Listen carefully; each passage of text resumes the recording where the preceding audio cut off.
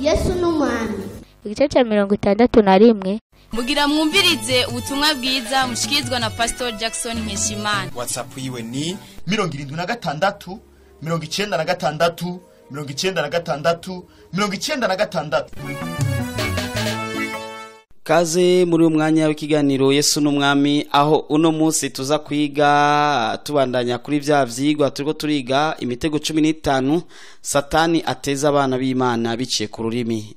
Imitego 15 Satani ateza abana b'Imana biciye ku rurimi. Turamaze kwiga imitego 6 yose. Uno munsi rero tuza kwiga imitego w'indwi, uw'umunani n'uw'icenda. Reka dusome muri aya majambo mu byahishwe Yohana 22 ku murongo wa 15 havuga ati: inyuma hazoba imbwa n'abarozi n'abashakanyi n'abicanyi n'abasenga ibigirwamana n'umuntu wese akunda kubesha akabikora. Rero umutego w'indwi no gukunda kubesha. Hari abantu rero bakunda kubesha bikabajamo akavuga atani inyungu wanashaka bifisemo, nubwo yoba bifisemo inyungu mugakundumu akumva umenga araryohewe kubesha. Umuntu yamubaza aturi hehe, uri mu Kigobo, kacuvuga ati ndi mu Kayanza, akabesha gusa nyene telefone yaguze 100 akavuga ko ayiguze 150, akakunda kubesha gusa nta n'inyungu bifise, nubwo byokagize inyungu mugabo ni icyaha.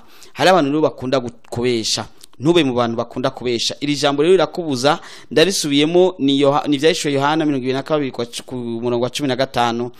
Inyuma hazobimbwa n'abarozi n'abashakanyi n'abicanyi n'abasenga ibigirwamana n'umuntu wese akunda kubesha akabikora.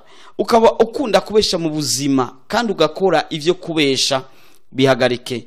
Yesu aguharire guhera no munsi ivyaha byo kubesha bihagarike. Ni wowe kandi ndiko ndabwira buriya urakunda kubesha, uri kuragenda n'amaguru mugabo bakubaza ati ugiye n'amaguru atoyana agombye kugira sport, kumbe wabuza ya bisi, ukumva nyene ukunda kubesha. Wo mubwira ko kunze ko wabuza ya bisi cyangwa uri kuragenda n'amaguru bisanzwe atari sport, yo kugira iki, yo gupfunga, yo kwica, mubwiza ukuri ingorane zirihe. Uwe umuntu akunda kuvuga ukuri kandi akabikora, apana kuba umuntu akunda kubesha kandi akabikora. Uwo n'umutego w'indwi Satani ateza abana b'Imana. Cyane nko kuri telefone ho birarenza kukurumva ubuzi ko umuntu atakubona ariko Imana yoyo ibikubona. Umutego w'umunani gucokorana. Zaburi igice ca mbere ku murongo wa mbere: hahirwa umuntu atagendera mu nama z'ababi, adagarara mu nzira y'abanyavyaha, aticarana n'abacokoranyi. Buriya abantu benshi rero barakunda gucokorana. Akaraba ingene wambaye akagucokora, akavuga amajambo, akavuga hari igihe gucokora kubwira wewe, n'igihe gucokora abwira abantu, agacokora umuntu kabisa akamushira hasi. Ugasanga rero n'abantu bacokora abubahwa, abubahwa akabacokora, akabandika ko ibintu, akabavuga ko ibintu, aho uba wihenze, uba uri kurakora icaha kibishe. Numutego Satani aba yaguteze, kandi ugasanga umuntu asenga Imana mu bakizwa canke mu bandi mugabo kabusenga Imana. Ugiye mu byo gucokorana hoho ubuvyishe ubugize nabi. Uyo n'umutego ugira munani. N'ubu umuntu acokorana, ubonye ikintu nubo coba kimeze nabi cihoze wirenganire cyangwa ugikosore. Nk'umuntu ashobora kuba yihenze akaba yaje atasokoje umushatsi, mu gishingo cyo kumubwira ati wihenze ntiwashokoje umushatsi, mugabo ukamucokora, ukabwira uwundi, ukabwira n'uwundi, ukamwita amazina atazi, ukarenza n'urugero niki. Ivyo byose Imana ntibigomba. Hagarika gucokorana, ni uzoronka amahoro mu mutima wawe. Iki cenda ni kurenza urugero mu mvugo. Iki cenda ni kurenza urugero mu mvugo. Iyo n'umutego w'icenda. Abantu benshi baravuga bakarenza urugero, kandi n'uvyumva kumva ko yarengeje urugero, mugabo ntanamukosore, ntanamubwira ati kambe warengeje urugero. Narigeze kubivuga ikindi gihe, umuntu akavuga ngo naka ngo aronze ngo nk'umusumari. Iyo ni imvugo ndenza rugero irengeje. Nta muntu ashobora konda kungana umusumari. Ndazi ko mu bintu bitonda iginyo ririmo. None amenyo iginyo, hari iginyo ryo baringana n'umusumari basi tuvuge. Amagufa yoyo inda yo irihe canke wowe ufise umuntu ungana gute?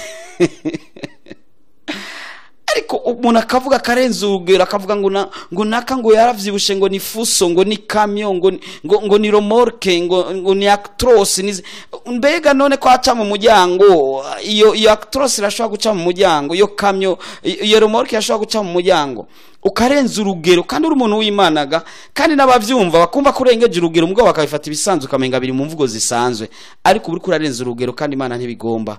Yesu aguhezagire.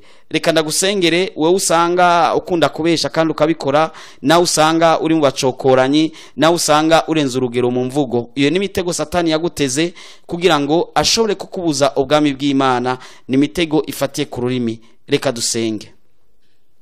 Mwami Yesu gira neza kandi uragorotse, ndasenga uyu mwene data yisanze asigaye akunda kubesha, nkasengera n'uyu mwene data yisanga asigaye akunda gucokorana, n'uyu wundi avuga karenza urugero Mana cyangwa ashobora kuba ari umwe afise ivyo byose cyangwa afise bibiri muri ivyo.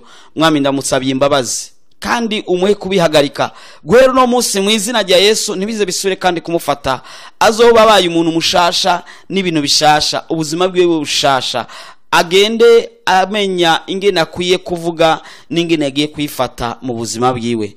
Ndasenga yundi mwene data afise umutwaro, nawe umubere inyishu, umutabare, umugwanirire muri ibyo bibazo arimwo biramurengeye, ariko urashoboye byose, urashoboye no kumuserukako mu bihe bigoye nk'ibi.